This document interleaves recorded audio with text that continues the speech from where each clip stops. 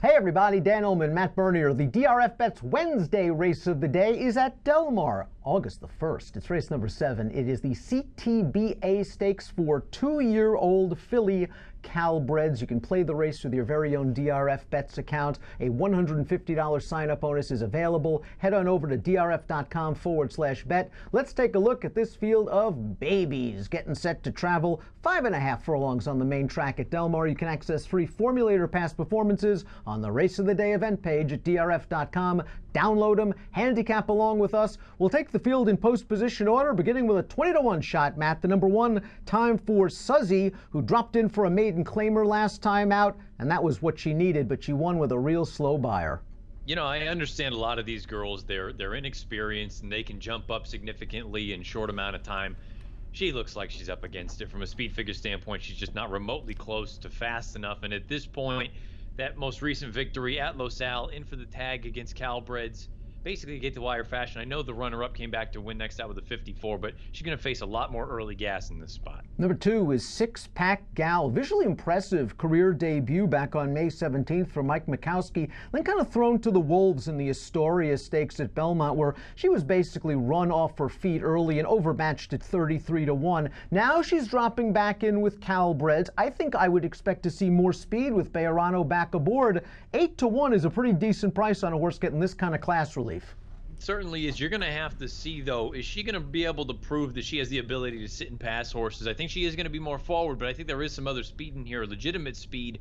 And I just look at the pedigree, and I go, boisterous, showing some gas early on in the dirt. That just seems a little bit kind of like, that doesn't make any sense to me. But at the same time, she's getting the class relief that some of these other girls aren't. The other girls are stepping up. She's facing lesser, so perhaps that's all you need for her to turn it around. The number 3 time for Kisses beat 3 of these common rivals in her maiden win, but that race was way back on May the 28th. What do you make of this layoff? Yeah, I mean, it's got to be a concern, especially since Santa Anita cards other races that fit for the 2-year-olds in between those times where they closed up shop. But at the same time, I liked everything she did that day. She beat 2 common foes in here. They both came back out to graduate in their next start, Lippy and Naughty Tiger. I think she has that nice sort of tactical ability where she doesn't have to go out there and duel on the lead, but she also doesn't have to come from 100 out of it. It may not have been the most visually impressive effort because she was all out for about a half mile on the far outside, but I thought she did things well enough. And again, at this time of year, I like professionalism. She can pass horses. She's one of the horses to beat. I think you mentioned, though, the key aspect of that last race and that she was very, very wide. It's not like they were cooking up front in that 4.5 furlong race. And Joe Talamo had her 4 wide all the way through the turn. And despite that ground loss, she just kept grinding it out. The layoff, a little bit of a concern, but I think this horse has some ability. 4-1 on the morning line. The 4's Cozy Kid, big debut winner over the Tapeta surface at Golden Gate. I mean, she destroyed those horses with a 70 buyer speed figure. Then she came back on dirt, and she kind of had one of those off slow from the rail rush trips that usually don't work out. At the end of the day, what are we getting from Cozy Kid? Is she a synth horse? Is it too early to tell? Was that 70 buyer speed figure in her debut merely a situation where she was able to get to an easy lead, and that may not happen on Wednesday? I think it's a little bit of everything in here. You know, you see so often, especially in Northern California, the horses that go from Golden Gate and then they either go to Oak Tree at Pleasanton or they try to go south to Southern California and they just can't replicate it. And I think it's a couple reasons. They're facing better horses. They're trying something a little bit different, especially for a filly like this. She was gate to wire in the debut, and then she wasn't able to make the front after breaking slowly. Then also you have to factor in the surface. There's a real scenario where she's just much better on a synthetic surface than she is the main track. Now you've got to factor that in down south against much better horses. Cozy Kid's a path. Let's talk about the number 5 Scatapulp while throwing up the Timeform US pace projector for the CTBA stakes. Scatapulp expected to make the lead. And listen, this filly's been real game in both starts. She has been battling throughout. She got it done last time out at Los Al. She beat a couple of next out winners. The 3rd place horse coming back to graduate right here at Del Mar with a 61 buyer. What do you make of the win and now blinkers on? Yeah, I think it's just going to be one of those situations where she already had speed, and now you're going to get even more. They're going to send her out of there. You have the best gate rider, in my opinion, or front-end rider that you have on the West Coast in Pedroza. You've got one way to go. The blinkers go on. You're going to send. You brought up that she'd face some decent horses.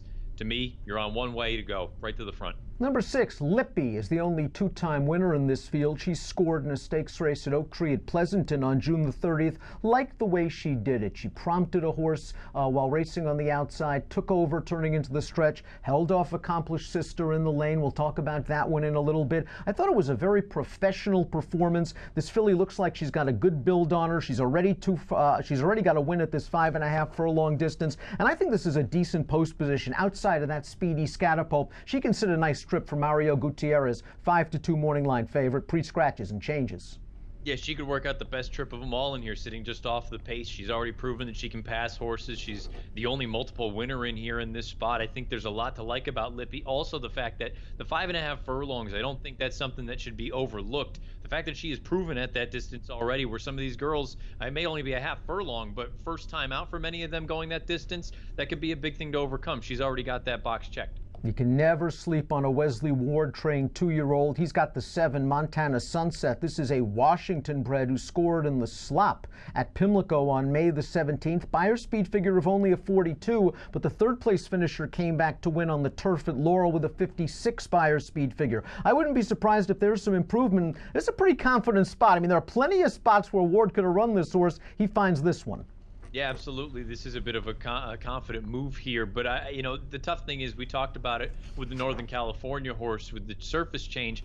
I don't know if she won because she really appreciated the sloppy sealed track at Pimlico or because there is some ability here. She's taken money in each of her lifetime starts, and Wesley Ward, we know he's a master with the 2-year-olds. She's still one, though, that I'm going to sit back and watch. Washington bred eligible for this race because the sire, Smiling Tiger, California based. The 8 is Naughty Tiger, who just ran away and hid from her opposition on June the 14th, just getting away to a lead and never was threatened. There's no doubt that she's got speed. There's a good chance she might have to deal with Scatapulp early.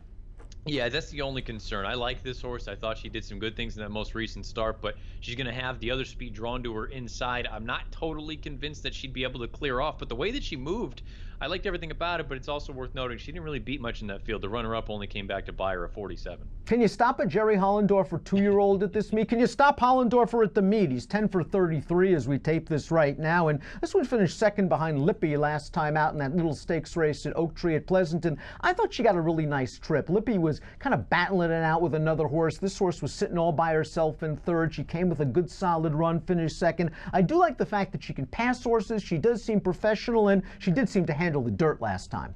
Yeah, she did. I do wonder down the road if she has a surface change in her future. Maybe she ends up on the turf when you see that pedigree, but I agree with you. At least we kind of know that she can run a little bit on the dirt. Now, the concern is you've got to deal with Lippy again, and to be honest, I think Lippy is probably just a little bit better than her at this point in her career, especially when you see Hollendorfer and Smith. I think this horse with the outside draw is going to get over bet in a spot like this. She's probably okay, but I just kind of want to side against her. Fun race for the Wednesday DRFBets race of the day. Let's take a look at our top selections. You're going to go with the 5 Scatapulp, and boy, if she stays at that 12-1 morning line, I think she's a play. I'm using her in multis. I would take that in a heartbeat. I'd probably even take 7 or 8-1 if we're being honest. I think she clears off to the front, says come and catch me. There's no guarantee that she sees it out, but I like what she's done in each of her 2 starts, and I think maybe here with the blinkers on and Pedroza, you just send and say we're better than everyone else, we're faster than everyone else. Give me numbers. In this spot, I'm going to go 5, 3, 6, and 9. I'm going to go with the 6 Lippy. Like that professional performance last time out, beating Accomplished Sister. Think she's going to work out a decent trip, tracking the speeds maybe from third, and as Matt mentioned, has that very important win at 5.5 furlongs already. I'll go 6, 5, 3, 9 in the $100,000 California Thoroughbred Breeders Association Stakes, a race you can play with your very own DRFBets account. Sign up, get $150 in bonus. Head on over to drf.com/bet. Approximate post time for the CTBA Stakes at Del Mar on Wednesday, 5 o'clock Pacific. Good luck.